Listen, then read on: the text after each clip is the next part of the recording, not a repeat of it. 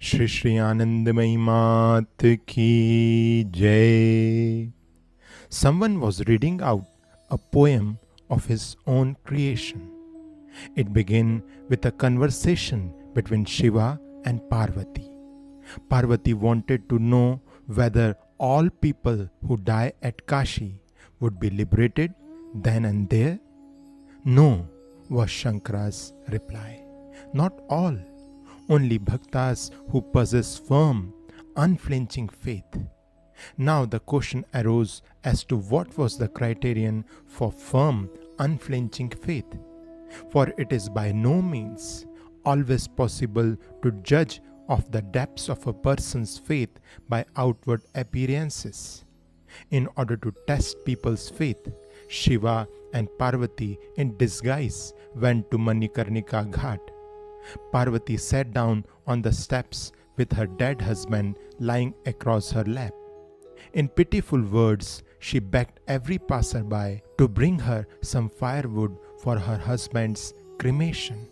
Many people, deeply moved by the sight of the poor widow and her dead husband, were only too eager to comply with her request. But, said Parvati, there is one condition.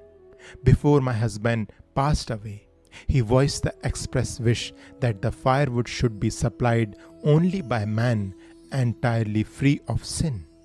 I am therefore in duty bound to ask this great kindness only from those of you who are not guilty of even a minor sin.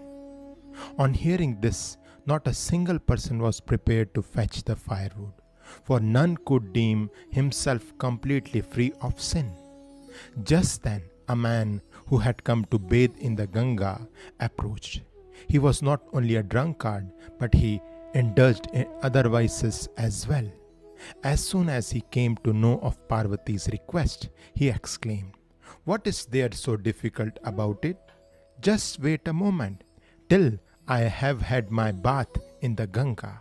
He dived into the sacred waters and speedily returned to the poor widow with firewood in his arms. "Are you quite sure that you are entirely free from sin?" questioned Parvati. "How dare you doubt it?" replied the drunkard. "Have you not with your own eyes seen me immersed in the purifying waters? At that very instant, all my sins were washed away. This is Shankara's own promise. Here, take the wood and go ahead with the cremation." Someone who had listened to the story did not feel convinced. The story sounds good enough. Nevertheless, is it really possible for a man of such unshakable faith to live in sin? Someone else explained, "From a man's outer behavior, one cannot guess what stage of spiritual development he may have reached. He may be highly advanced and yet have to work out a little bad karma that has been left over.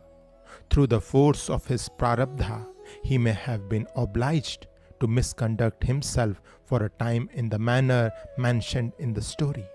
In this way, his unusually strong faith becomes understandable." Another person put in, "Both statements are the truth, Mataji. Truth is one. How can there be two truths?" The same person as before. "Whatever anyone perceives from his own standpoint is for him the truth, Mataji. Where there is no question of standpoints and opinions, where the food he who eats and the action of eating are one, there truth is one, and nothing exists beside the one truth. But where something is, it is due to the veil of ignorance. At the very instant of enlightenment, this veil will be rent, and all ignorance and sin, however grave or manifold, will be burnt up. In such a state, wrong action cannot occur. Yet, there is another thing to be said. A man may have accumulated a great deal of merit and yet have to work out a tiny little bit of karma." Sri Anandamayi Ma ki Jai.